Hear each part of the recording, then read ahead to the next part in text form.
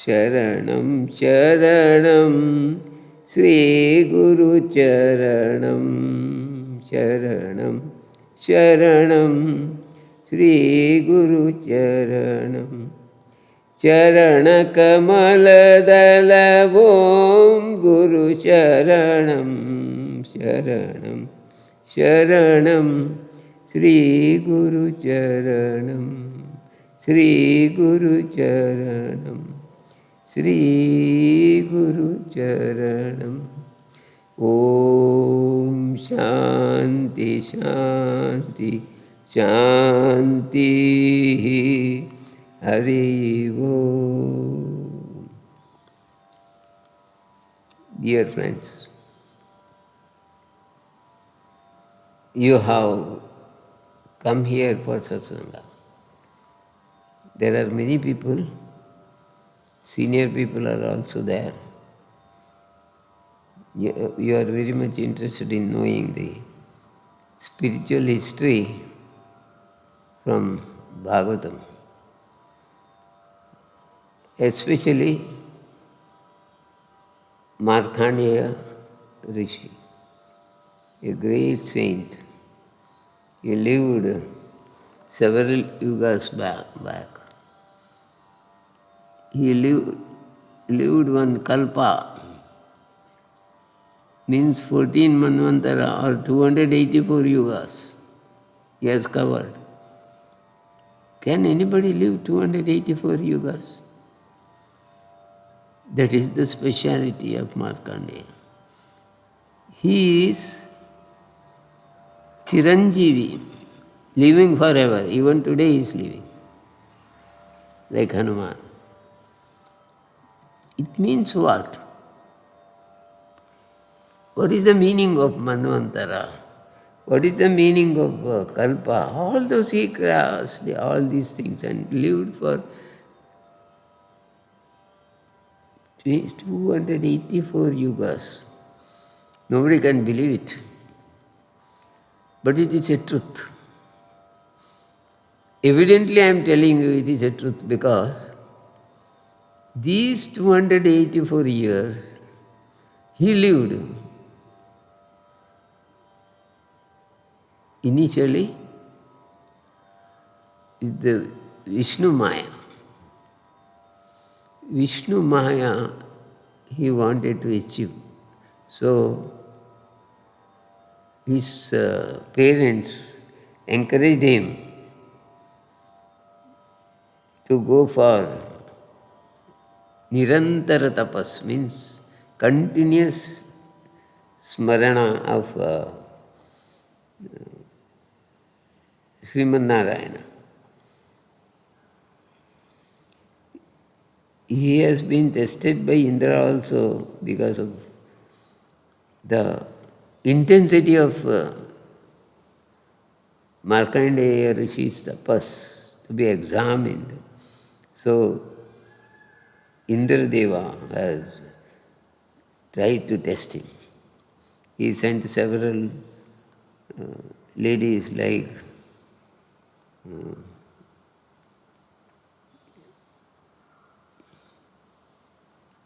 Menaka. Then so many ladies are available in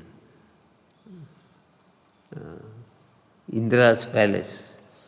One by one they were sent. But it became waste of time, in vain. As soon as these ladies come and dance before Markandeya, they started getting burning sensation in the body and they were inside fire. So they ran away. So Indra was defeated and Markandeya was successful. He continued his tapas. He was still continuing his tapas. He was an ardent Shishya of Markanda Muni. Son of Markanda Muni. And he was always very obedient to his Guru. He will always beg, go around the place. After begging whatever he get, he will eat only sharing with his Guru. Only if Guru permits he will eat, otherwise he will not eat. That was the system. So slowly what happened? He lost interest in food also. He was very much interested only in tapas. So his attraction for outside world became zero. No food, no shelter, no friendship, no attraction, only drink water and sit for tapas or wander in the forest, and wherever he feel like sitting, he will sit and do the tapas. This went on, not for years, millions of years. How can a man live for millions of years? That's the real wonder exists in this story. He lived for millions of years. He lived for one kalpa, 14 manvantara, or 284 yugas he lived. And he is living even today also. Even after living for 284 manvantaras, his life continued, and even today he is available. And such a great man. His history is available in the Bhagavatam, 12th chapter, 12th skanda, 8, 9, 10, 11th chapter. Markandeya's story is available.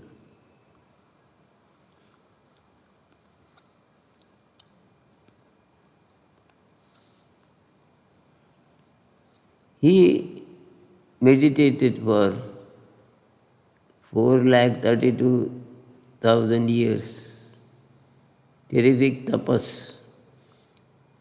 The heat of the tapas went up to Indraloka, I told you already. There also Indra has failed totally because of the heat of the tapas was so great. Markandeya's only wish is to know the Vaishnavi Maya. He was totally attracted by Mahavishnu. So he was always, in every breath, he was worried about Mahavishnu only. I want to meet, I want to see, I want to enjoy Vaishnavi Maya. He was begging, begging, begging. And the years, days and months and years passed just like that. So many, 284 yugas have passed. Still he is there. One day, because of the heat of the tapas, Mahavishnu appeared before him and told, my dear son, what do you want? Your tapas is so great. It is very intense. I felt I must bless you at this juncture. Your heat of the tapas called me, asked me, what do you want? I will give you whatever you want. Continue your tapas. But the child, Markandeya, still after many years, he was like child only. He said, I want nothing. I want Vaishnavi Maya only. To understand Vaishnavi Maya, I am doing this tapas. Please bless me and have Sakshatkara of Vaishnavi Maya. Mahavishnu said, Tatastu, and vanished. And Markandeya was waiting for Vishnu to appear with Vaishnavi Maya. He thought he will bring and give him. but nothing has happened. The days are passing, things are moving on. One fine morning, suddenly Mahavishnu appeared and blessed him and told, "Your wish is fulfilled. You can do whatever you want now." And Mahavishnu vanished. He was looking for something to happen to him by the blessing of Mahavishnu, but he blessed no doubt, but nothing has happened. Suddenly, terrific waves in the sea bombarding, wonder-struck lightning. The water in the sea is coming up. A lot of destruction began to happen. Markandeya was totally stunned. He thought he may not be able to continue at this junction, but he will be saved by God. This is what he thought, and go on telling the mantra.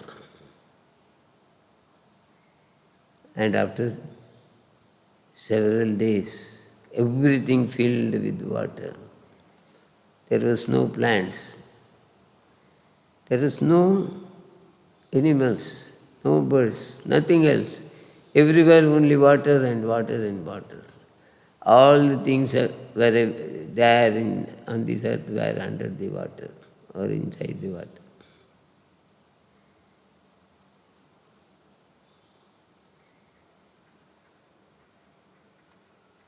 So,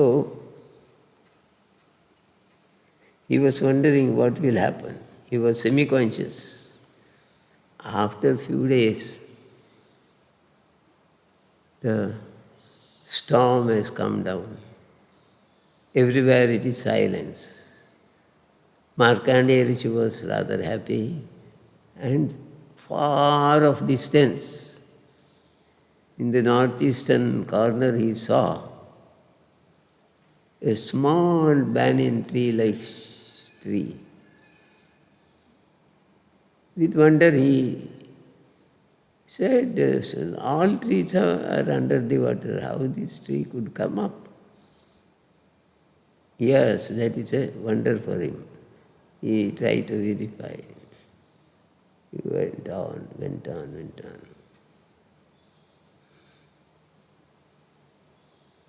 Then a magic happened. Suddenly he saw a banyan tree,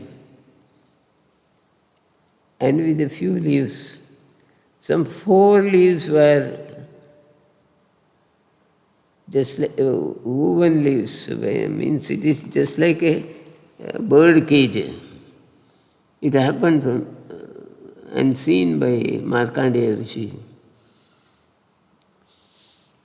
Suddenly he became very curious. He went near the tree. By then all thunderstorm, everything stopped. Calm and cool. The atmosphere was very nice. He was very happy. Markandeya Muni was very happy. By the time he reached near the tree, it was calm and quiet. Suddenly he became just like a mosquito, small creature, and entered inside that cave-like leaves, assembled leaves, inside which he saw a small child, very small child, maybe size of a frog like or something big. And it was smiling and wonderful power of light. That light smashed Markandeya Muni. He was unable to tolerate and he became unconscious. And by that time, he became just like a mosquito and entered inside this particular creature, inside the stomach. He didn't ask anything more from there. he was wondering, Markandeya was wondering, what is this, what is this? Now I am inside the stomach of this petty baby, wonderful baby, full of light. Inside that I entered. Then several yugas he spent there, and suddenly one day he came out, he saw everything is how it was previously, calm and quiet. All plants, animals, everything is there. Creation has happened again. It is there. Markandeya Muni enjoyed and approached. By then, Mahavishnu appeared and said, this is Vishnu Maya, what you have enjoyed. Vishnu Maya is over. Now you wait for Shiva Leela, Shiva Maya. Shiva will come and bless you. So after few days Shiva came and blessed Markandeya Rishi. Markandeya Rishi got the blessings of Mahadeva. Mahadeva blesses him like a friend indeed and try to give him knowledge of Shivaloka. Markandeya enjoys the blessings of Shiva Maya, and thus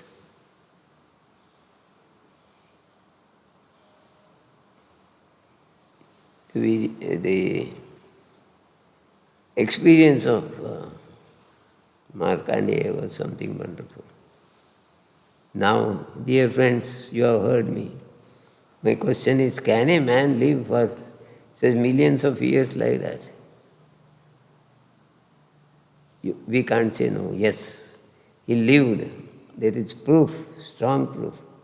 Whatever is there in the Bhagavatam is the truth. That's why I have given you the chapter, the skanda, 12th skanda, 8, 9, 10, 11 chapter. You go through, find out, and question me when you come next time. Let us discuss. This is something wonderful. It's a real knowledge and truth which cannot be neglected. Let us make a research in it. We will again discuss in the matter in accordance with your questions. So, okay, friends, patiently waited for this Vedamaya questions, and your problem on this subject is really good, really going to help. Dear friends, you have heard about great Rishi Markandeya. You read, collect and discuss with me the future courses that will give you a lot of knowledge of our past and humanity, how we lived, even if it is possible to live now also. You have seen such siddhas in Himalaya near Manas Sarovar. So, you youngsters should come up in life by get yourself encouraged from the stories of great siddhas like Markandeya. All the best, good luck. Thank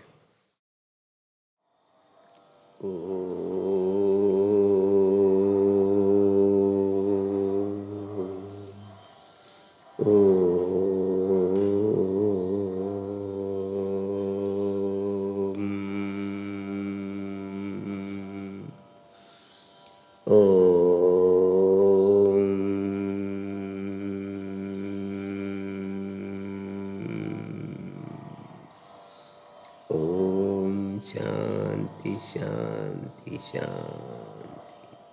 Hari Om Tassat.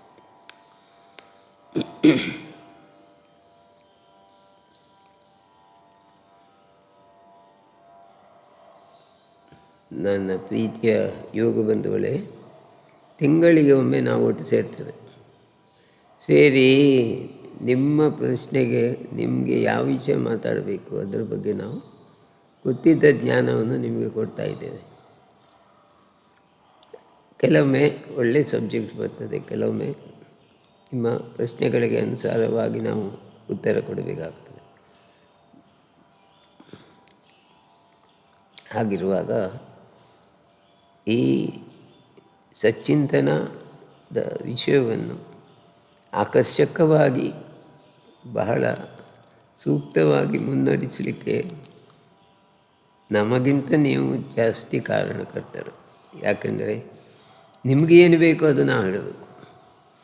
ನಿಮಗೆ ಏನು ಬೇಕೆಂಬ ಪ್ರಶ್ನೆ ನೀವು ಕೇಳಿದಾಗ ಅದರ ವಿಷಯಗಳು ಸ್ವಲ್ಪ complicated ಇರ್ಬೋದು, ಕಷ್ಟಕರವಾಗಿ ಕಾಣ್ಬೋದು. ಕೆಲವೊಮ್ಮೆ ಬಹಳ ಸಿಲ್ಲಿಯಾಗಿಯೂ ಕಾಣ್ಬೋದು. ಆ ಸಿಲ್ಲಿಯಾದರೂ ನಾವು ಉತ್ತರಿಸ್ತೇವೆ, ಕಾಂಪ್ಲಿಕೇಟೆಡ್ ಆದರೂ ಸಾಧ್ಯವಾದಷ್ಟು ಮಟ್ಟಿಗೆ ಉತ್ತರ ನಿಮಗೆ ಕೊಡಲಿಕ್ಕೆ ಪ್ರಯತ್ನಿಸ್ತೇವೆ. ಇವತ್ತಿನ ವಿಷಯದಲ್ಲಿ ಭಾಗವತದಲ್ಲಿದ್ದ ಒಂದು ಮಹಾನ್ ಯೋಗಿಗಳ ವಿಷಯ ನಿಮಗೆ ತಿಳಿಸಬೇಕಂತಿದ್ದೇನೆ. ಅವರ ಹೆಸರು ಮಾರ್ಕಾಂಡೇಯ ಮುನಿ. ಮಾರ್ಕಾಂಡೇಯರು ಎಷ್ಟು ವರ್ಷ ಬದುಕಿದರು ಅಂತ ಹೇಳಲಿಕ್ಕಿಂತ ಅವರು ನಿರಂತರವಾಗಿ ಬದುಕಿದ್ದರು, ಈಗಲೂ ಬದುಕಿದ್ದಾರೆ. ಅವರೊಬ್ಬ ಚಿರಂಜೀವಿ. ಹಾಗಿದ್ದರೆ ಈ ಮಾರ್ಕಾಂಡೇಯ ಯಾರು? ಭೃಕುಂಡು ಎಂಬ ಒಬ್ಬ ಮಹಾನ್ ಯೋಗಿಯ, ಮಹಾನ್ ಋಷಿಯ ಮಗ ಮಾರ್ಕಾಂಡೇಯ. ಮಾರ್ಕಾಂಡೇಯರ ಬಗ್ಗೆ ಕಥೆ ಭಾಗವತದಲ್ಲಿ ಬರ್ತದೆ. ಇದು ಕಥೆ ಅಲ್ಲ, ನಿಜವಾಗಿ ನಡೆದ ವಿಷಯ. ಭಾಗವತದ 12ನೆಯ ಸ್ಕಂದದ 8, 9, 10, 11ನೇ ಅಧ್ಯಾಯಗಳಲ್ಲಿ ಮಾರ್ಕಾಂಡೇಯರ ಕುರಿತು ಮಾಹಿತಿ ಲಭ್ಯವಾಗ್ತದೆ. ನಿಮಗೆಲ್ಲರಿಗೂ ಸಾಧ್ಯವಾದರೆ ಭಾಗವತದ ಆ 8ರಿಂದ 12ನೇ ಅಧ್ಯಾಯದ ತನಕ ಓದಿದಾಗ ನಿಮಗೆ ಮಾರ್ಕಾಂಡೇಯರ ಬಗ್ಗೆ ಮಾಹಿತಿ ಸಿಗ್ತದೆ. ಆ ಓದಿದಾಗ ಮಾಹಿತಿ ಸಿಕ್ಕುವುದು ಒಂದು ವಿಶೇಷತೆ. ಯಾಕಂದರೆ ನಿಮಗೆ ನಂಬಲಿಕ್ಕೆ ಸಾಧ್ಯ ಆಗುವುದಿಲ್ಲ ಅವರು ಅಷ್ಟು ವರ್ಷ ಬದುಕಿದರು ಅಂತ. ಮಿಲಿಯಗಟ್ಟಲೆ ವರ್ಷ ಒಬ್ಬ ಮನುಷ್ಯನಿಗೆ ಬದುಕಲು ಸಾಧ್ಯವಿದೆಯಾ ಎಂಬ ಪ್ರಶ್ನೆ. ಇದು ಸುಳ್ಳೇ ಅಲ್ಲ. ಅವರು ಚಿರಂಜೀವಿ, ಅವರು ನಿರಂತರ ಇವತ್ತಿಗೂ ಬದುಕಿದ್ದಾರೆ ಅಂದರೆ ಸುಳ್ಳಾಗುವುದಿಲ್ಲ. ಹಾಗಿದ್ದರೆ ಅದರ ಗುಟ್ಟೇನು? ನಾವು ಕೂಡ ಬದುಕುವುದಾ ನಿರಂತರ? ಹಾಗೆ ನಾವು ಬದುಕಲಿಕ್ಕೆ ಹೋದರೆ ನಮಗೆ ಯಾವ ಪ್ರಾಶಸ್ತ್ಯವೂ ಸಿಕ್ಕುವುದಿಲ್ಲ, ನಮ್ಮನ್ನು ಯಾರೂ ಮಾನ್ಯತೆಗೆ ಕರೆಕೊಳ್ಳುವುದಿಲ್ಲ. ಜಾಸ್ತಿ ಬದುಕುವವನಿಗೆ ಮಾನ್ಯತೆ ಇರುವುದಿಲ್ಲ. ಹುಟ್ಟಿದವ ಬೇಗ ಸತ್ತರೆ ಅವನಿಗೆ ದೊಡ್ಡ ಮಾನ್ಯತೆ ಕೊಡ್ತಾರೆ ಲೋಕದ ಜನರು. ಅದಕ್ಕಾಗಿ ದೇವರಿಗೆ ಗೊತ್ತಾಯಿತು ಇನ್ನಿನ್ನು ಕಲಿಯುಗ ಬರುವಾಗ ಮನುಷ್ಯ ಬೇಗ ಸತ್ತರೆ ಒಳ್ಳೆಯದು ಅಂತ. ಆದ್ದರಿಂದ ಈಗಿನ ಕಾಲದ ಮನುಷ್ಯರಿಗೆ ಆಯುಷ್ಯ ಕೂಡ ಕಡಿಮೆ, 100ರ ಒಳಗೆ ಅಥವಾ 70ರ ಒಳಗೆ ಅಂತ ಹೇಳ್ಬೋದು, ಅಷ್ಟೇ ವರ್ಷ ಬದುಕುವಂಥದ್ದೆಲ್ಲರು. ಆದರೆ ಹಿಂದಿನ ಕಾಲ ಹಾಗಿರಲಿಲ್ಲ. ಆಧ್ಯಾತ್ಮಕ್ಕಾಗಿಯೇ ಬದುಕುವವರಿದ್ದರು ಕೆಲವರು. ಅಂಥವರಲ್ಲಿ ಮಾರ್ಕಾಂಡೇಯರು ಕೂಡ ಒಬ್ಬರು. ಅವರು ಆಧ್ಯಾತ್ಮಕ್ಕಾಗಿಯೇ ಬದುಕಿದರು. ಇದರಲ್ಲಿ ಏನು ಸೂಕ್ಷ್ಮ ರೂಪ ಅಡಕವಾಗಿದೆ, ಯಾವ ಸೀಕ್ರೆಟ್, ನಿಗೂಢತೆ ಇದೆ ಈ ಜೀವನದಲ್ಲಿ? ಮನುಷ್ಯ ಬದುಕೋದು ಬರೀ 80, 90, 100 ವರ್ಷವಾ ಎಂಬ ಪ್ರಶ್ನೆ ಅವರಿಗೆ ಮೂಡ್ತದೆ. ಅಲ್ಲ, 1000 ವರ್ಷ ಸಹ ಬದುಕ್ಬೋದು, 1,00,000 ವರ್ಷವೂ ಬದುಕ್ಬೋದು. ಮಾರ್ಕಾಂಡೇಯರು ಮಿಲಿಯಗಟ್ಟಲೆ ವರ್ಷ ಬದುಕಿದ್ದಾರೆ, ಈಗಲೂ ಬದುಕಿದ್ದಾರೆ ಅನ್ನುವಾಗ ನಿಮಗೆ ಆಶ್ಚರ್ಯ ಆಗೋದಿಲ್ವ? ಅವರ ಆ ಶ್ರಮತೆ ಮತ್ತು ಕ್ಷಮಾಗುಣ ಅವರನ್ನು ಬಹಳ ದೀರ್ಘಕಾಲ ತನಕ ಬದುಕುವಾಗೆ ಮಾಡಿತು. ಒಬ್ಬ ವ್ಯಕ್ತಿ ದೀರ್ಘಕಾಲದ ತನಕ ಬದುಕಿದರೆ ಅವನಿಗೆ ತನ್ನ ವಿಷಯ ಮಾತ್ರ ಅಲ್ಲ, ಆ ಬದುಕುವ ದಾರಿಯಲ್ಲಿ ಉಂಟಾಗುವ ಅಡಚಣೆಗಳೇ ಏನು, ಅದನ್ನು ಹೇಗೆ ನಿವಾರಿಸಿ ಮುಂದೆ ಹೋಗ್ಬೋದು ಎಂಬುದು ಅರ್ಥ ಆಗ್ತದೆ. ನಮಗೆ 50 ವರ್ಷ ಪ್ರಾಯ ಆಗುವಲ್ಲಿ ನಾವು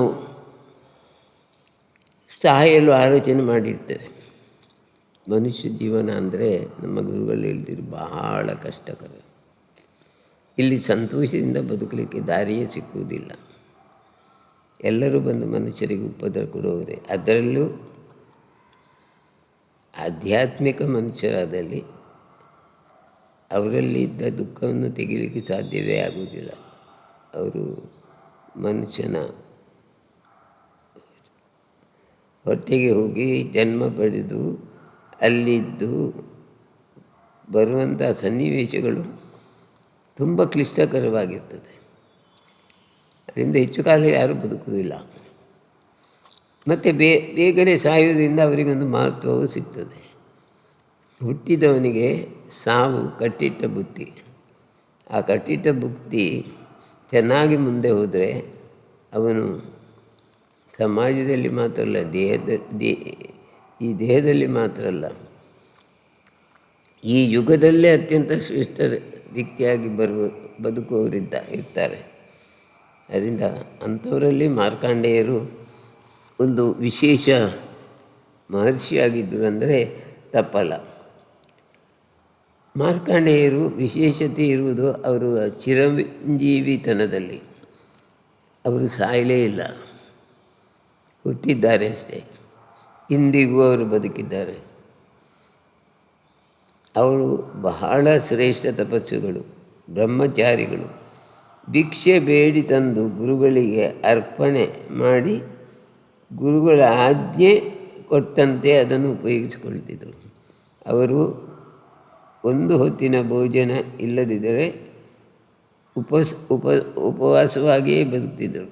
ಅಂದರೆ ಗುರುಗಳ ಭೋಜನ ಸ್ವೀಕರಿಸಿದರೆ ಅದರ ಬಳಿಕ ಅವರು ತಮ್ಮ ಭೋಜನವನ್ನು ಸ್ವೀಕಾರ ಮಾಡ್ತಿದ್ದರು. ಉಳಿದ ಅನ್ನದಲ್ಲಿ ಅವರು ಭೋಜನವೇ ಮಾಡಲಿಲ್ಲ ಅಂತಾದರೆ ಗುರುಗಳು ಮತ್ತು ಹೇಗೆ ಅವರು ಒಬ್ಬರಿಗರಾಗಿ ಭೋಜನ ಮಾಡುವುದು ಸಾಧ್ಯವೇ ಇಲ್ಲ ಎಂಬ ಭಾವನೆಯಿಂದ ಅವರು ಉಪವಾಸವೇ ಇರ್ತಿದ್ದರು ಹೆಚ್ಚಿನ ದಿನಗಳಿಗೆ ಗುರುಗಳು ಉಪವಾಸ ಇರುವುದರಿಂದ ಶಿಷ್ಯನು ಉಪವಾಸ ಇರ್ತಿದ್ದನು.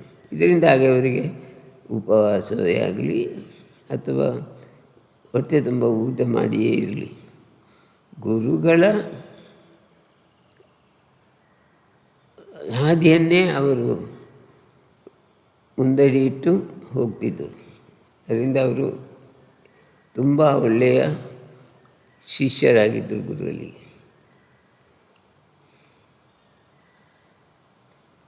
ಅವರ ಈ ಒಂದು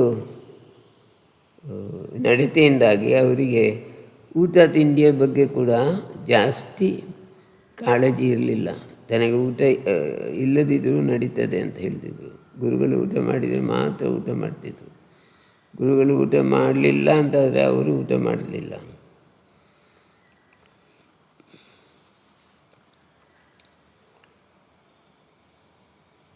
ಒಂದು ವೇಳೆ ಗುರುಗಳು ಊಟವೇ ಮಾಡದೆ ಧ್ಯಾನದಲ್ಲೇ ಇದ್ದರೆ ಇವರು ಭಗವಂತನ ಸ್ವರೂಪವನ್ನೆನಿಸಿ 1 ದಿನ ಅಲ್ಲ, 10 ದಿನ ಅಲ್ಲ, ತಿಂಗಳುಗಟ್ಟಲೆ ಕಾಲ ಊಟ ಇಲ್ಲದೆ ಭಗವತ್ ಸ್ಮರಣೆಯಲ್ಲೇ ಕಾಲವನ್ನು ಕಳೀತಿದ್ದರು. ಅದೊಂದು ಅವರ ವಿಶೇಷತೆ. 6 ಮನ್ವಂತರಗಳ ಕಾಲ ಇವರು ಈ ರೀತಿ ಜೀವನ ನಡೆಸ್ತಾರೆ. 6 ಮನ್ವಂತರ ಕಾಲ ಅವರು ಬದುಕಿದ್ರು ಹೇಗೆ ಎಂಬ ಬಹಳ ದೊಡ್ಡ ಪ್ರಶ್ನೆ ನಿಮಗೆ ಬರ್ಬೋದು. 6 ಮನ್ವಂತರ ಅಂದರೇನು? 1 ಮನ್ವಂತರ ಅಂದರೆ 284 ಯುಗಗಳಂತೆ. 1 ಯುಗ ಅಂದರೆ ಸುಮಾರು 1000 ಮಿಲಿಯನ್ ವರ್ಷಕ್ಕಿಂತ ಜಾಸ್ತಿ. ಎವರೇಜ್ ಹೇಳೋದು ನಾನು, 1000 ಮಿಲಿಯನ್ ಯುಗಕ್ಕಿಂತ ಜಾಸ್ತಿ. ಅದು 1 ಯುಗ ಆಗ್ತದೆ. 284 ಯುಗ ಅಂದರೆ ಎಷ್ಟು ವರ್ಷ ನೋಡಿ, ಅಷ್ಟು ವರ್ಷ ಅವರು ಬದುಕಿದ್ದಾರೆ. ಬದುಕಿ ತಪಸ್ಸು ಮಾಡಿದರು, ಧ್ಯಾನ ಮಾಡಿದರು. ಏನು ಮಾಡಿದರು ಅವರು? ಜೀವವನ್ನು ಕಳ್ಕೊಳ್ಳಿಲ್ಲ, ಸತ್ಯಧರ್ಮದಲ್ಲಿದ್ದರು, ಜೀವಂತವಾಗಿದ್ದರು. ಅದೊಂದು ಆಶ್ಚರ್ಯ ಸಂಗತಿ. ಹೆಂಗಸಾಗಿ ಈ ರೀತಿ ತಪಸ್ಸು ಮಾಡಿದವರು ಭಾಳ ಅಲ್ಪ. ಅದರಿಂದ ನಮಗೆ ಅವರ ಮಾತುಗಳನ್ನು ಕೇಳುವಾಗಲೇ ಅವರಲ್ಲಿ ಒಂದು ದೀರ್ಘವಾದ ಉಪಾಸನಾ ವಿಧಿ ಇತ್ತು, ಅದರಲ್ಲಿ ಆಸಕ್ತಿ ಇತ್ತು. ತಪ್ಪದೇ ಅವರು ಯೋಗಾಭ್ಯಾಸ ಧ್ಯಾನ ಮಾಡ್ತಾಯಿದ್ರು ಅಂತ ನಮಗೆ ಗೊತ್ತಾಗ್ತದೆ.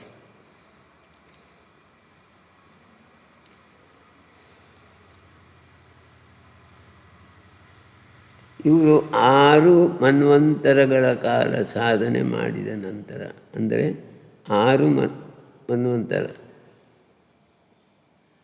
ಒಂದು ಮನ್ವಂತರ ಅಂದರೆ 284 ಯುಗ. 6 ಮಂತ್ರ ಅಂದರೆ 1704 ಯುಗಗಳಿಂದ ಕಾಲ ಇವರು ಬದುಕಿದ್ರಿಂದ ನಿಮಗೆ ಆಶ್ಚರ್ಯ ಆಗುವುದಿಲ್ವ? ನೋಡಿ ಮಕ್ಕಳೇ, ಇಷ್ಟು ಕಾಲ ಬದುಕುವುದು ಸಾಧ್ಯವಾ? ಇದು ಬರೀ ಕಥೆಯ? ಆದರೆ ನಾನು ದೃಢವಾಗಿ ನಿಮ್ಗೆ ಹೇಳ್ತೇನೆ, ನಿಮಗೆ ಪ್ರೂವ್ ಮಾಡಿ ತೋರಿಸ್ತೇನೆ, ಇದು ಕಥೆ ಅಲ್ಲ, ಸತ್ಯ ಕಥೆ. ಅಷ್ಟು ಕಾಲ 284 ಯುಗ ಗುಣಿಸು 6 ಮನ್ವಂತರ ಕಾಲ ಇವರು ಸಾಧನೆ ಮಾಡಿದರು. ಯಾಕಾಗಿ ಸಾಧನೆ ಮಾಡಿದರು? ಅವರಿಗೆ ತಾನು ಇಲ್ಲಿ ಈ ಸೃಷ್ಟಿಯ ವಿಶೇಷತೆಯನ್ನು ಕಾಣಬೇಕು, ದೇವರನ್ನು ಅನುಭವಿಸಬೇಕು ಎಂಬ ಒಂದೇ ಹಠದಿಂದ ತುಂಬ ಸಾಧು ಸ್ವಭಾವದವರು ಎಂದೆಂದೂ ಆನಂದದಿಂದ ಬದುಕ್ತಿದ್ದರು. ಆ ಆನಂದ ಇರುವಾಗ ಅವರಿಗೆ ಸಾವು ಬರುವುದಿಲ್ಲ. ಯಾರು ಸಂತೋಷದಲ್ಲೇ ಬದುಕ್ತಾ ಹೋಗ್ತಾರೆ ಅವರಿಗೆ ಸಾವು ದೂರ ದೂರ ಹೋಗ್ತದೆ. ಸಂತೋಷ ಅಂದರೆ ಏನು? ಹೊರ ಪ್ರಪಂಚದ ಸಂತೋಷ ಅಲ್ಲ, ಒಳ ಪ್ರಪಂಚದ ಸಂತೋಷ. ಅಂದರೆ ಕಣ್ಣು ಮುಚ್ಚಿ ಅವರು ಧ್ಯಾನ ಮಾಡ್ತಿರುವಾಗಲೂ ಅವರು ಆನಂದಮಯವಾಗಿರ್ತಿದ್ರು, ಖುಷಿಯಲ್ಲಿದ್ದರು. ಅಂದರೆ ಮಾರ್ಕಾಂಡೇಯ ಋಷಿಗಳು ಒಳಗಡೆ ಬ್ರಹ್ಮಾನಂದದಲ್ಲೇ ಇರ್ತಿದ್ರು. ಬ್ರಹ್ಮಾನಂದದಲ್ಲಿದ್ದವರಿಗೆ ಸಾವು ಹತ್ತಿರ ಬೇಗನೆ ಬಾರದು. ಅದರಿಂದ ಅವರಿಗೆ ಆ ರೀತಿಯ ಒಂದು ಧ್ಯಾನ ಮಾಡಬೇಕಂತ ಕಂಡಿದ್ದು. ಹಾಗೆ ಅವರು ಆ ರೀತಿಯಲ್ಲೇ ಧ್ಯಾನ ಮಾಡ್ತಾಯಿದ್ದರು. ಮೌನ, ಸಂತೋಷ. ಅಂದರೆ ಅವರು ಯಾರೊಂದಿಗೂ ಇರ್ತಿರಲಿಲ್ಲ, ಆದರೆ ಮಹಾವಿಷ್ಣುವೊತ್ತಿಗೆ ಇರಲಿಕ್ಕೆ ಪ್ರಯತ್ನ ಮಾಡಿದರು. ಮಹಾವಿಷ್ಣುವೇ ಅವರ ಜೀವನದ ಗುರಿಯಾಗಿತ್ತು. ಅವರನ್ನು ನೋಡಬೇಕು, ಅವರಿಂದ ಆಶೀರ್ವಾದ ಪಡಿಬೇಕು, ಅವರಿಂದ ಎಲ್ಲ ಪಡೀಲಿಕ್ಕೆ ಸಾಧ್ಯ ಇದೆ ಎಂದು ಮಹಾವಿಷ್ಣುವಿನ ಸಾಮೀಪ್ಯದಲ್ಲೇ ಅವರ ಧ್ಯಾನ ನಡೀತಾ ಇತ್ತು. ಮುಂದೆ ಮುಂದೆ ಹೋದಾಗೆ ಅವರ ಆನಂದ ಜಾಸ್ತಿ ಜಾಸ್ತಿ ಆಗ್ತಿತ್ತು. ಬ್ರಹ್ಮಾನಂದದಲ್ಲಿರುವಾಗಲೇ ಅವರು ವೈಷ್ಣವಿ ಆನಂದ, ವೈಷ್ಣವಿ ಮಾಯೆಯಲ್ಲಿ ಮುಂದೆ ಹೋಗಲು ಪ್ರಯತ್ನ ಮಾಡ್ತಾರೆ. ಆ ವೈಷ್ಣವಿ ಮಾಯೆ ಎಂದರೇನು? ಮಹಾವಿಷ್ಣುವನ್ನು ಅವರು ಭೇಟಿಯಾಗಬೇಕು, ಅವರಿಂದ ವೈಷ್ಣವಿ ಮಾಯೆಯನ್ನು ಕಲಿಬೇಕು ಎಂಬ ಭಾವದಿಂದ ಕೂತು ಅವರು ತಪಸ್ಸು ಮಾಡ್ತಾ ಇರ್ತಾರೆ. ಅವರ ತಪಸ್ಸು ಮುಂದೆ ಮುಂದೆ ಮುಂದೆ ಹೋದಾಗ ಇಂದ್ರನಿಗೆ ತಡೀಲಿಕ್ಕಾಗೋದಿಲ್ಲ. ಯಾಕೆಂದರೆ ಇಂದ್ರನ ತಪಸ್ಸು ಎಷ್ಟಿದೆ ಅದಕ್ಕಿಂತ ಮೀರಿ ಇವರ ತಪಸ್ಸು ಹೋಗ್ತದೆ. ಆಗ ಇಂದ್ರನಿಗೆ ಉರಿಲಿಕ್ಕೆ ಶುರು ಆಗ್ತದೆ. ಅವನ ಇಂದ್ರ ಪದವಿ ಹೋಗಿ ಮಾರ್ಕಾಂಡೇಯ ಋಷಿಗಳು ಇಂದ್ರನ ಸ್ಥಾನಕ್ಕೆ ಬರುವುದು ಸಾಧ್ಯತೆ ಇದೆ ಎಂಬ ನಂಬಿಕೆ ಇಂದ್ರನಿಗೆ ಬರ್ತದೆ, ಭಯ ಇಂದ್ರನಿಗೆ ಬರ್ತದೆ. ಆ ಭಯದಿಂದ ಇಂದ್ರ ಏನು ಮಾಡ್ತಾನೆ? ಸ್ವರ್ಗದಲ್ಲಿದ್ದ ಅಪ್ಸರೆಯರನ್ನೆಲ್ಲ ಮಾರ್ಕಾಂಡೇಯರು ತಪಸ್ಸು ಮಾಡುವಲ್ಲಿ ಕಳಿಸಲಿಕ್ಕೆ ಶುರು ಮಾಡ್ತಾನೆ. ಒಂದೆರಡು ಸಲ ಮಾರ್ಕಾಂಡೇಯರು ತಾಳ್ತಾರೆ, ಆದರೆ ಅವರಿಗೆ ಸ್ತ್ರೀಯರು ಬಂದು ಹೋಗುವುದರಿಂದ ಯಾವ ತಡೆಯೂ ಆಗುವುದಿಲ್ಲ, ಅವರು ಆ ಕಡೆ ಗಮನವೂ ಕೊಡುವುದಿಲ್ಲ. ಆದರೆ ಅವರು ಬರ್ತಾ ಇರ್ತಾರೆ. ಬಂದಾಗ ಅವರಿಗೆ ಸ್ತ್ರೀಯರಿಗೆ ಮೈ ಉರಿ ಶುರುವಾಗ್ತದೆ, ಮೈಗೆ ಬೊಕ್ಕೆ ಬರಲಿಕ್ಕೆ ಶುರುವಾಗ್ತದೆ. ಮಾರ್ಕಾಂಡೇಯರ ಹತ್ತಿರ ಬಂದ ಮೇಲೆ ಅವರಿಗೆ ಆ ಉರಿಯಿಂದಾಗಿ ತೊಂದರೆ ಆಗುವುದರಿಂದ ಅವರು ಅಲ್ಲಿಂದ ಬಂದ ಲೋಕಕ್ಕೆ ಹಿಂದೆ ಹೋಗಬೇಕಾಗಿ ಬರ್ತದೆ. ಹಾಗೆ ಇವರಲ್ಲಿ ಮಾರ್ಕಾಂಡೇಯರ ಆಶ್ರಮದ ಸುತ್ತಲೂ ಈ ಇಂದ್ರಲೋಕದಿಂದ ಬಂದವರಿಗೆ ಮೈ ಉರಿಲಿಕ್ಕೆ ಶುರುವಾಗ್ತದೆ. ಆ ಬೆಂಕಿಯನ್ನು ತಡೆಯಲಿಕ್ಕಾಗದೆ ಅವರು ಓಡಿ ಹೋಗ್ತಾರೆ. ಅಲ್ಲಿಗೆ ಮಾರ್ಕಾಂಡೇಯರ ಕಾರ್ಯಸಿದ್ಧಿ ಅನುಗುಣವಾಗಿ ಮುಚ್ಚಿ ಹೋಗ್ತದೆ. ಹಾಗೆ ದಿನಗಳು ಮುಂದೆ ಹೋದಾಗೆ ಇಂದ್ರನ ತಪಸ್ಸು, ಅವರ ಪ್ರಯತ್ನ ಎಲ್ಲವೂ ಮುಗಿದ ಬಳಿಕ ಅದೊಂದು ದಿನ ಮಹಾವಿಷ್ಣು ಪ್ರತ್ಯಕ್ಷ ಆಗ್ತಾರೆ. ವತ್ಸ, ನೀನು ಇಷ್ಟು ಸಮಯ ಹಲವು ಮನ್ವಂತರಗಳ ಕಾಲ ನೀನು ತಪಸ್ಸು ಮಾಡಿದ್ದಿ, ಯುಗ ಯುಗಾಂತರದ ತಪಸ್ಸು ಮಾಡಿದ್ದಿ. ನಿನ್ನ ತಪಸ್ಸಿಗೆ ಮೆಚ್ಚಿ ನಾನು ಬಂದಿದ್ದೇನೆ, ನಿನಗೇನು ವರ ಬೇಕು ಕೇಳು ಅಂತ. ಮಾರ್ಕಾಂಡೇಯರು ಹೇಳ್ತಾರೆ, ನನಗೆ ಯಾವ ವರವೂ ಬೇಡ, ಆದರೆ ಈ ಮನ್ವಂತರಗಳಲ್ಲಿ ನಾವು ಹೇಗೆ ಬದುಕುತ್ತೇವೆ ಎಂಬ ಬಗ್ಗೆ ಪ್ರಶ್ನೆ ಬಂದಿದೆ ನನಗೆ. ಆ ಪ್ರಶ್ನೆಗೆ ತಾವು ಉತ್ತರ ಕೊಟ್ಟರೆ ನನಗೆ ಬಹಳ ಸಂತೋಷ. ಈ ಆಶ್ರಮದಲ್ಲಿ ಯಾರು ಜನ ಇರುವುದಿಲ್ಲ, ಹೊರಗಿನಿಂದ ಜನ ಬರುವುದೂ ಇಲ್ಲ, ಎಲ್ಲ ಬಂದವರು ಸಾಧಾರಣ ಇಲ್ಲಿ ಇರುವವರೇ. ಹೊಸತ್ತಾಗಿ ಯಾರು ಜನರು ಕಾಣಲಿಲ್ಲ, ಜನರೆಲ್ಲ ಈಗಿದ್ದಾಗೆ ಆಗಲೂ ಇದ್ದರು. ಆದರೆ ಸಾಧು ಸಂತರು ತುಂಬ ಜಾಸ್ತಿ ಇದ್ದರು. ಈಗ ಮಾರ್ಕಾಂಡೇಯರು ಇಷ್ಟು ಮಿಲಿಯಗಟ್ಟಲೆ ವರ್ಷ ಬದುಕಿ ಅವರಿಗೆ ಮಹಾವಿಷ್ಣುವಿನ ದರ್ಶನ ಒಂದು ದಿನ ಒಮ್ಮೆಲೆ ಆಗ್ತದೆ. ಮಹಾವಿಷ್ಣುವಿಗೆ ಬಹಳ ಪ್ರೇಮ ಉಂಟಾಗಿ ಅವರು ಮಾರ್ಕಾಂಡೇಯರ ಬಳಿಗೆ ಬಂದು, ವತ್ಸ, ನಿನಗೇನು ಬೇಕು ಹೇಳು, ನೀನು ಇಷ್ಟು ಕಾಲ ತಪಸ್ಸು ಮಾಡಿದ್ದೀಯಲ್ಲ, ಮಿಲಿಯಗಟ್ಟಲೆ ವರ್ಷ ತಪಸ್ಸು ಮಾಡಿದ್ದಿ, ಮಾಡಿ ನೀನು ಯಾರಿಂದಲೂ ಏನು ಅಪೇಕ್ಷೆ ಪಡಲಿಲ್ಲ, ಈಗಲಾದರೂ ಹೇಳು ನಿನಗೇನು ಬೇಕು ಅಂತ. ಮಹಾವಿಷ್ಣುವನ್ನು ನೋಡಿಯೇ ಮಾರ್ಕಾಂಡೇಯರಿಗೆ ತಮ್ಮ ಸಂಪತ್ತು ಬಹಳ ದೊಡ್ಡ ಸಂಪತ್ತಾಯಿತೆಂಬ ಭಾವನೆ ಉಂಟಾಗ್ತದೆ. ಮಹಾವಿಷ್ಣುವಿನಲ್ಲಿ ಬ್ರಹ್ಮಾನಂದ ಅಲ್ಲ, ಇಷ್ಟವರೆಗೆ ಅವರು ಬ್ರಹ್ಮಾನಂದದಲ್ಲಿ ತಪಸ್ಸು ಮಾಡ್ತಿದ್ದರು. ಮಹಾವಿಷ್ಣು ನೋಡಿದಾಗ ಅವರಲ್ಲಿ ಪರಮಾನಂದ ಉಂಟಾಗ್ತದೆ, ಹೈಯೆಸ್ಟ್ ಆನಂದ. ಯಾವುದೇ ಮನುಷ್ಯನು ತಡೀಲಿಕ್ಕಾಗುವುದು ಪರಮಾನಂದದಲ್ಲಿ, ಅದಕ್ಕಿಂತ ಮೇಲಿಂದ ಅವನಿಗೆ ತಡೀಲಿಕ್ಕಾಗುವುದಿಲ್ಲ. ಅದು ಮಾರ್ಕಾಂಡೇಯರಿಗೆ ಗೊತ್ತಿತ್ತು.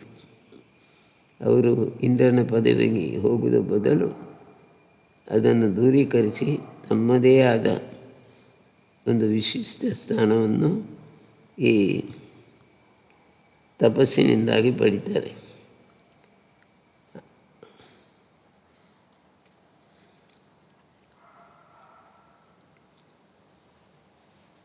ಆಗ ನಾರಾಯಣನು ಪ್ರತ್ಯಕ್ಷವಾಗಿ ಎದುರಿಗೆ ನಿಂತಾಗ ಮಾರ್ಕಾಂಡೇಯ ಋಷಿಗಳಿಗೆ ಏನು ಹೇಳುವುದಂತ ಗೊತ್ತಾಗುವುದಿಲ್ಲ.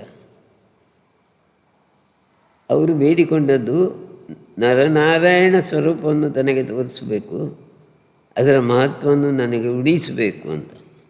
ಮಹಾವಿಷ್ಣು ಪ್ರತ್ಯಕ್ಷನಾಗಿ ಅವನ ಎದುರು ನಿಂತು ದರ್ಶನ ಮಾಡಿ, ಮಾರ್ಕಾಂಡೇಯರೇ, ನಿಮಗೆ ಏನು ಬೇಕು ಹೇಳಿ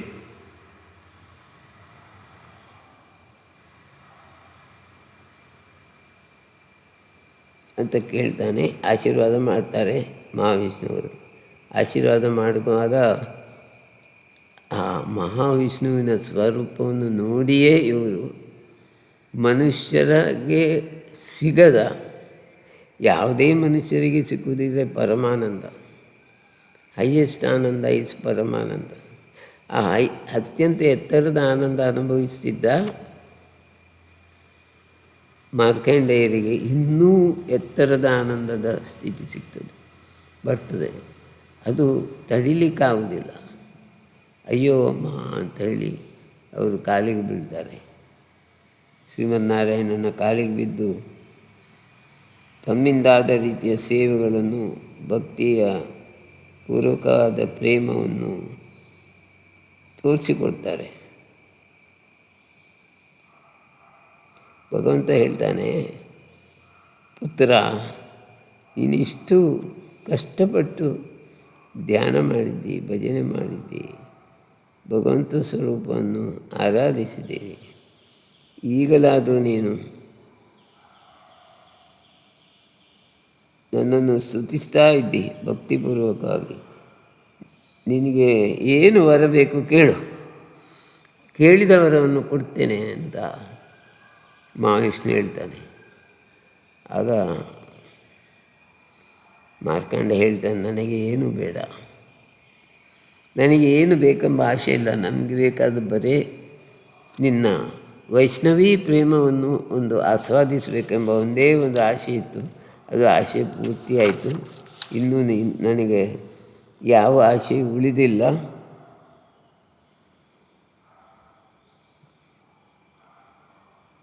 ನಿನ್ನ ಆಶೀರ್ವಾದ ಸಿಕ್ಕಿದರೆ ಸಾಕು ಅಂತ ಹೇಳ್ತಾರೆ.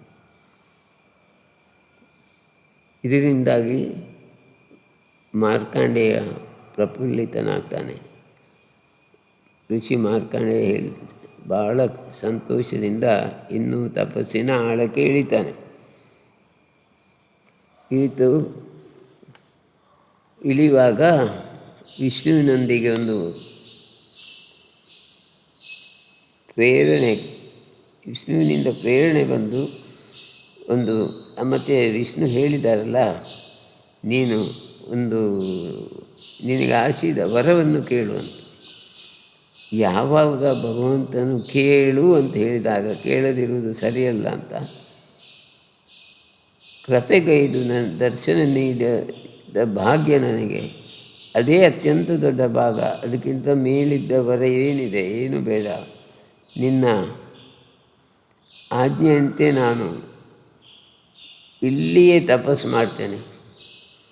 ನೀನು ತಪಸ್ಸು ಮಾಡಿದ್ದಕ್ಕೆ ನನಗೆ ವರವನ್ನು ಕೊಡಲೇಬೇಕೆಂಬ ಪ್ರೇಮವಿದ್ದಲ್ಲಿ ನನಗೆ ವಿಷ್ಣು ಮಾಯನ ಬಗ್ಗೆ ಸ್ಪಷ್ಟವಾಗಿ ತಿಳಿಸು ಅಂತ ಹೇಳ್ತಾನೆ. ಸರಿ, ಹಾಗೆ ಆಗಲಿ ಅಂತ ಅಂತರ್ಧಾನರಾಗ್ತಾರೆ. ಮಹಾವಿಷ್ಣು ಮಾಯವಾಗ್ತಾರೆ. ಮಹಾವಿಷ್ಣು ಮಾಯವಾದಾಗ ತನಗೆ ತಿಳಿಯದೆ ಮಹತ್ತರ ಆನಂದಕ್ಕೆ, ಎತ್ತರಕ್ಕೆ ಹೋಗ್ತಾರೆ ಮಾರ್ಕಂಡೇಯ ಋಷಿಗಳು. ಹೋಗಿ ಅಲ್ಲೇ ಧ್ಯಾನ ಸ್ಥಿತಿಯಲ್ಲಿ ಅಂತರಂಗದಲ್ಲಿ ಇಳಿತಾರೆ. ಅವರ ಆ ಅಂತರಂಗ ಪ್ರೇಮವು ಹೊರಚೆಲ್ಲಲಿಕ್ಕೆ ಶುರುವಾಗ್ತದೆ. ಮಾರ್ಕಂಡೇಯರು ತಪಸ್ಸಿನಲ್ಲಿ ಆಳವಾಗಿ ಇಳಿತಾರೆ. ಅಲ್ಲಿ ಯಾರೂ ಇರುವುದಿಲ್ಲ. ಮಾರ್ಕಂಡೇಯರ ಮನೆಯಿಂದ ಯಾರೂ ಇರುವುದಿಲ್ಲ, ಅವರೊಬ್ಬರೇ ಇರ್ತಾರೆ. ಇದನ್ನು ಒಂದು ಚೂರು ತಿನ್ನುವ ಅಂತ ಕಾಣ್ತದೆ ಅಂತ ಹೇಳಿ ಮಗುವಿಗೆ ಕಳಿಸಿಕೊಟ್ಟಲ್ಲಿ ಅಷ್ಟೇ ನನಗೆ ಸಾಕು ಅಂತ ಹೇಳ್ತಾನೆ. ಈಗ ಮಾರ್ಕಂಡೇಯರು ಅರೆ ಪ್ರಜ್ಞಾವಸ್ಥೆಯಲ್ಲಿರ್ತಾರೆ. ವಿಷ್ಣುವಿನ ಆಶೀರ್ವಾದದಿಂದ ಇತ್ತು. ಅವರಿಗೆ ತಾನೆಲ್ಲಿದ್ದೇನೆ, ಏನಾಗಿದೆ ಎಂಥದ್ದು ಗೊತ್ತಾಗುವುದಿಲ್ಲ. ಅಲ್ಲಿ ಭೀಕರವಾದ ಜಲಪಾತ ಬರ್ತದೆ. ಭೀಕರವಾದಂಥ ಗಾಳಿ, ಮಳೆ, ಸುಂಟರ ಗಾಳಿ, ಸಮುದ್ರ ಉಕ್ಕಿ ಹರಿಯುವುದು. ಸಮುದ್ರವು ಮೋಡವನ್ನು ತಲುಪುವ ತನಕ ಎತ್ತರಕ್ಕೆ ಹಾಯುತ್ತಿರುವುದನ್ನು ಕಂಡು ಅವರು ಪ್ರಜ್ಞೆಯನ್ನು ಕಳಕೊಂಡು ನೀರಿನಲ್ಲೇ ಭಾಳ ವರ್ಷ ಇರ್ತಾರೆ. ಆ ಕ್ರಮೇಣ ಆ ಬಿರುಗಾಳಿ ಕಡಿಮೆ ಆಗ್ತದೆ. ಅಲ್ಲಿಯ ಪರಿಸ್ಥಿತಿ, ವಾತಾವರಣ ಚೆನ್ನಾಗಾಗ್ತದೆ. ಅಲ್ಲಿ ತನಕ ಅಲ್ಲಿ ಯಾವುದೇ ಕಾಡು ಗಿಡ ಮರ ಯಾವುದೇ ಇರುವುದಿಲ್ಲ, ಸರ್ವನಾಶ ಆಗಿರ್ತದೆ. ಆ ಸರ್ವನಾಶ ಆದಂಥ ಆ ಜಲಪ್ರಳಯ ಕಾಲದಲ್ಲಿ ಒಂದು ಮೂಲೆಯಲ್ಲಿ ಒಂದು ವಟವೃಕ್ಷ ಕಾಣ್ತದೆ. ಆ ವೃಕ್ಷ ಭಾಳ ಸಣ್ಣದಕ್ಕಾಗಿ ದೂರದಲ್ಲಿ ಕಾಣ್ತದೆ. ಆ ವೃಕ್ಷದ ಆಗ್ನೇಯ ದಿಕ್ಕಿಗೆ ಒಂದು ಸಣ್ಣ ಎಲೆಗಳ ಗೂಡಿನಂತ ಕಾಣ್ತದೆ. ಆ ಎಲೆಗಳು ಒಟ್ಟಾಗಿ ಸೇರಿದ ಒಂದು ಪ್ರಕಾಶವಿದ್ದಂತೆ ಕಾಣ್ತದೆ ಆ ಎಲೆಗಳ ಪುಂಜಕ್ಕೆ. ಆ ಪ್ರಕಾಶದ ಒಳಗೆ ಒಂದು ಚಿಕ್ಕ ಮಗು ಇದ್ದಾಗೆ ಸಂಶಯ ಬರ್ತದೆ ಅವರಿಗೆ. ಚಿಕ್ಕ ಮಗು ಇದ್ದಂತೆ ಕಂಡು ಬರ್ತದೆ. ಅದನ್ನು ನೋಡಿ ಮಾರ್ಕಾಂಡೇಯರು ಆ ಆಲದ ಮರದ ಸಮೀಪ, ವಟವೃಕ್ಷದ ಸಮೀಪ ಹೋಗ್ತಾರೆ. ಹೋಗಿ ನೋಡುವಾಗ ಅಲ್ಲಿ ಒಂದು ಚಿಕ್ಕ ಮಗು, ಎಷ್ಟಂದರೆ 4 ಎಲೆಯನ್ನು ಒಟ್ಟು ಸೇರಿಸಿದಾಗ ಅದರ ಮಧ್ಯದಲ್ಲಿ ಎಷ್ಟು ಜಾಗ ಇದೆ ಅದೇ ಸೈಜಿನ ಮಗು, ಭಾಳ ಸಣ್ಣ ಮಗು ಕಾಣ್ತದೆ. ಆ ಮಗುವಿನಲ್ಲಿ ಸ್ಪಂದಿಸುವಂಥ ಸ್ಪಂದನ ಇವರಿಗೆ ತಡಿಲಿಕ್ಕಾಗೋದಿಲ್ಲ, ಅಂಥ ಆನಂದ ಇರ್ತದೆ. ಅದು ವಿಷ್ಣು ಮಾಯೆಗಿಂತ ಮೇಲಿನ ಮಾಯೆ ಎಂಬುದು ಇವರಿಗೆ ಅರ್ಥ ಆಗ್ತದೆ ಮಾರ್ಕಾಂಡೇಯ. ಆ ವಿಶೇಷವಾದ ಜ್ಞಾನದ ಮಾಯೆಯಲ್ಲಿ ಅವರಿಗೆ ಸಿಗ್ತದೆ. ಸಿಕ್ಕೇ ಇವರು ಅರೆಪ್ರಜ್ಞಾವಸ್ಥೆಯಲ್ಲಿದ್ದು ಆ ಮಗುವಿನ ಹತ್ತಿರ ಹೋಗುವಾಗ ಒಂದು ನುಸಿಯ ಗಾತ್ರವಾಗಿ ಮಾರ್ಪಟ್ಟು ಆ ನುಸಿ ಶ್ವಾಸದೊಂದಿಗೆ ಮಾರ್ಕಂಡೇಯ ಮಹರ್ಷಿಗಳು ಒಂದು ನುಸಿಯಾಗಿ ಆ ನುಸಿಯು ಆ ಮಗುವಿನ ಒಳಗೆ ಹೋಗ್ತದೆ. ಮಗುವಿನ ಒಳಗೆ ಹೋಗುವಾಗ ಅವರಿಗೆ ಇಡೀ ಕಲ್ಪದಲ್ಲಿ ನಡೆದ ಎಲ್ಲ ಸೃಷ್ಟಿ ಕಾಣ್ತದೆ. ಇದೊಂದು ಆಶ್ಚರ್ಯದ ಸಂಗತಿ. ಹಾಗಿದ್ದರೆ ಸೃಷ್ಟಿಯೊಳಗೆ ಸೃಷ್ಟಿಯ ಒಳಗೆ ಸೃಷ್ಟಿ, ಮತ್ತೊಂದು ಸೃಷ್ಟಿ. ಆಗ ವಿಷ್ಣು ಮಾಯೆಯೇ ಇದು ಎಂಬುದಾಗಿ ಸಂಶಯ ಬರ್ತದೆ. ಆ ವಿಷ್ಣು ಮಾಯೆಯಲ್ಲಿ ಮಗುವಿನ ಒಳಗೆ ಹೋಗಿ ಅಲ್ಲಿ ಸಮಸ್ತ ಪ್ರಪಂಚಗಳನ್ನು ನೋಡಿ ಎಲ್ಲ ಯುಗಾಂತರಗಳ ಅನುಭವವನ್ನು ಅದರ ಒಳಗೆ ಆ ಮಗುವಿನೊಳಗೆ ಪಡಿತಾರೆ ಮಾರ್ಕಾಂಡೇಯ ಋಷಿ. ಇದೊಂದು ಆಶ್ಚರ್ಯದ ಸಂಗತಿ. ಮಗುವನ್ನು ಕಾಣಲಿಕ್ಕೆ ಹೋಗಿ ಈಗ ಎಲ್ಲಿಗೂ ತಲುಪಿ ಮಗುವಿನ ಒಳಗೆ ತಲುಪುವಂಥ ಪರಿಸ್ಥಿತಿ ಬಂದಿದೆ. ಮಾರ್ಕಾಂಡೇಯರಿಗೆ ಆಶ್ಚರ್ಯ ಆಗ್ತದೆ. ನಾನು ಏನು ಮಾಡಿದೆ, ಯಾಕೆ ಮಾಡಿದೆ, ಹೇಗೆ ಮಾಡಿದೆ, ಎಂಥದ್ದು ಗೊತ್ತಿಲ್ಲ. ನಾನು ವಿಷ್ಣುವಿನ ಈ ಶ್ವಾನದೊಟ್ಟಿಗಿದ್ದೇನೆ, ಇಲ್ಲಿ ಎಲ್ಲವನ್ನು ಮುಗಿಸಿ ಬರ್ತೇನೆ ಅಂಥೇಳಿ ಅಲ್ಲಿ ನಿಂತಹ ಹುಡುಗಿಗೆ ಆಶೀರ್ವಾದ ಮಾಡಿ ಮುಂದೆ ಅಲ್ಲೇ ಅವರು ಪ್ರಜ್ಞಾಹೀನ ಸ್ಥಿತಿಯಲ್ಲಿರುವಾಗ ಪಕ್ಕನೆ ಪ್ರಜ್ಞೆ ಬರ್ತದೆ. ಎಷ್ಟು ಮಿಲಿಯ ವರ್ಷ ಆಗಿರ್ಬೋದು ಗೊತ್ತಿಲ್ಲ. ಆ ಮಗುವಿನ ಹೊಟ್ಟೆಯಲ್ಲಿದ್ದ ನುಸಿಯ ಆಕಾರದ್ದು ಹೋಗಿ ಪುನಃ ಪಟ್ಟನೆ ಹೊರಗೆ ಬಂದು ಮನುಷ್ಯ ಆಕಾರದಲ್ಲಿ ಹೊರಗೆ ಬಂದು ನಿಲ್ತದೆ. ಆಗ ಅಲ್ಲಿ ಜಲಪ್ರಳಯವೂ ಇದ್ದಿಲ್ಲ, ಯಾವುದೇ ರೀತಿ ಬಿರುಗಾಳಿಯೂ ಇದ್ದಿಲ್ಲ, ಏರುಪೇರುಗಳು ಇದ್ದಿಲ್ಲ, ವಿನಾಶಕಾರಿ ವಾತಾವರಣವೂ ಇದ್ದಿಲ್ಲ. ಎಲ್ಲವೂ ಸುಂದರವಾಗಿ ಕಾಣ್ತಾ ಇತ್ತು. ಆಗ ಮಾರ್ಕಾಂಡೇಯರಿಗೆ ಆಶ್ಚರ್ಯ ಆಗ್ತದೆ. ನಾನು ನೋಡಿದ್ದು ಆ ಮಗುವಿನ ಹೊಟ್ಟೆಯಲ್ಲಿ ಒಂದು ವಿಶೇಷವಾದ ಆಶ್ಚರ್ಯಕರವಾದ ಸಂಗತಿ. ಹಲವು ಯುಗಗಳನ್ನು ದಾಟಿ, ಕಲ್ಪವನ್ನೇ ದಾಟಿ ನಾನು ಅನುಭವಿಸಿದ್ದೇನೆ. ಈಗ ನಾನು ನೋಡುವಂಥದ್ದು ವಿಶೇಷವಾದ ಜ್ಞಾನ. ಇದು ನನಗೆ ಅರ್ಥ ಆಗುವುದಿಲ್ಲ ಅಂತ ಹೇಳುವಾಗ ಅವರಿಗೆ ಮಹಾವಿಷ್ಣುವಿನಿಂದ ಆಶೀರ್ವಾದ ಬಂದು, ನೀನು ಶಿವನನ್ನು ಕಾಣೆನ್ನು. ವೈಷ್ಣವಿ ಮಾಯೆಯಲ್ಲಿ ಮುಗಿತು, ಇನ್ನು ಶಿವನ ಮಾಯೆ ಇದೆ. ಶಿವನು ನಮ್ಮಲ್ಲಿ ಸೀನಿಯರ್, ಅಂದರೆ ಹಿರಿಯನಾಗಿದ್ದಾನೆ. ಆ ಹಿರಿಯ ಆಶೀರ್ವಾದ ಅವನಿಂದ ಪಡಿ. ಅದಕ್ಕಾಗಿ ನಾನು ನಿನ್ನನ್ನು ಶಿವನಿಗೆ ಬಿಟ್ಟು ಕೊಡ್ತೀನಿ ಅಂತ ಶಿವನ ಪ್ರಜ್ಞೆಯಲ್ಲಿ ಮಾರ್ಕಾಂಡೇಯರು ಹೊಸ ಜೀವವನ್ನು ಪಡೆದು, ಹೊಸ ಶಕ್ತಿಯನ್ನು ಪಡೆದು, ಹೊಸ ರೀತಿಯ ವಾತಾವರಣದಲ್ಲಿ ತನ್ನ ತಪಸ್ಸನ್ನು ಮುಂದುವರಿಸ್ತಾರೆ. ಬಹಳ ವರ್ಷ ವೈಷ್ಣವಿ ಮಾಯೆಗಾಗಿ ಕಾದ ಬಳಿಕ, ಅದೊಂದು ಜಲಪ್ರಳಯದ ಬಳಿಕ ಶಿವನ ಶಕ್ತಿಯ ಬಗ್ಗೆ ಮಾರ್ಕಾಂಡೇಯರಿಗೆ ಅರ್ಥವಾಗಿ ಅವರು ಶಿವಪ್ರಜ್ಞೆಯೇ ಮಹತ್ತರದ್ದು, ಅದೇ ನನಗೆ ಸಿಕ್ಕಿದೆ, ಇನ್ನು ನನಗೇನು ಬೇಕು ಎಂದು ಶಿವನಿಗೆ ಉದ್ದಂಡ ನಮಸ್ಕಾರ ಮಾಡಿ ಅಲ್ಲಿ ಅವರು ಧ್ಯಾನಕ್ಕೆ ಮುಂದೆ ಹೋಗ್ತಾರೆ. ಇಷ್ಟ ಆದರೂ ಅವರು ಈ ಭೂಮಿಯನ್ನು ಬಿಟ್ಟು ಹೋಗುವುದಿಲ್ಲ, ಅವರು ಭೂಮಿಯಲ್ಲೇ ಇರ್ತಾರೆ, ಇನ್ನೂ ತಪಸ್ಸು ಮಾಡಿರ್ತಾರೆ, ಅವರು ಇಂದಿಗೂ ಇದ್ದಾರೆ. ಮಾರ್ಕಾಂಡೇಯ ಋಷಿಗಳು ಇಂದಿಗೂ ಇದ್ದು ಶಿವನ ಮಾಯೆಯನ್ನು ಅನುಭವಿಸ್ತಾ ಹೋಗ್ತಾ ಇದ್ದಾರೆ. ಅದು ಎಷ್ಟು ವರ್ಷ, ಎಷ್ಟು ಯುಗ, ಎಷ್ಟು ಕಲ್ಪ ಇನ್ನು ಮುಂದೆ ಇದೆ ಅಂತ ನಮಗೆ ಹೇಳಲಿಕ್ಕೆ ಸಾಧ್ಯ ಇಲ್ಲ. ಅದರಿಂದ ಅವರು ಚಿರಂಜೀವಿ. ಎಲ್ಲಿ ತನಕ ಶಿವ ಇದ್ದಾನೆ, ಪರಮೇಶ್ವರ ಇದ್ದಾನೆ, ಅಲ್ಲಿ ತನಕ ಅವನು ಇರ್ತಾನೆ ಎಂಬ ಲೆಕ್ಕದ ನಮಗೆ ಕಾಣ್ತಾ ಇದೆ. ಅವನು ಆ ತಪಸ್ವಿಯಾಗಿ ಮಾನವ ಕುಲಕ್ಕೆ ಒಳ್ಳೆಯದನ್ನು ಮಾಡಲಿಕ್ಕಾಗಿ ಅವನು ಇಲ್ಲೇ ಇದ್ದಾನೆ ಎಂಬ ವಿಷಯ ನಮಗೆ ಗೊತ್ತಾಗ್ತದೆ. ಇಲ್ಲಿಗೆ ಇವತ್ತಿನ ಸತ್ಸಂಗ ಮುಗಿಸೋಣ. ಬ್ರಹ್ಮ ವಿಷ್ಣು ಮಹೇಶ್ವರರ ಮಹಿಮೆಯಿಂದಾಗಿ ಮಾರ್ಕಾಂಡೇಯ ಋಷಿಗಳು ಎಲ್ಲಿ ತನಕ ತಲುಪಿದರು, ಎಷ್ಟು ಯುಗದಲ್ಲಿ ತಮ್ಮ ತಪಸ್ಸನ್ನು ಮುಂದುವರಿಸಿದರು ಎಂಬ ವಿಷಯ ನಾವು ಇವತ್ತು ಕಲಿತಿದ್ದೇವೆ. ಇದನ್ನು ನೀವು ಚೆನ್ನಾಗಿ ಸ್ಟಡಿ ಮಾಡಿ ಮುಂದಿನ ಶಿಬಿರಕ್ಕೆ ಬನ್ನಿ. ನಿಮಗೆ ಬೇಕಾದ ಮಾಹಿತಿಯನ್ನು ಕೊಡಲು ನಾವು ಪ್ರಯತ್ನಿಸ್ತೇವೆ.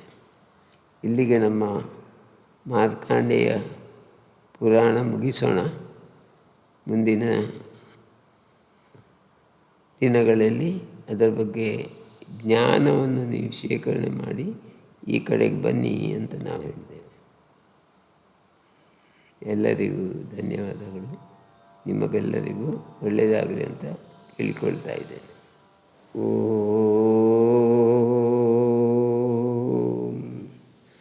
ಓಂ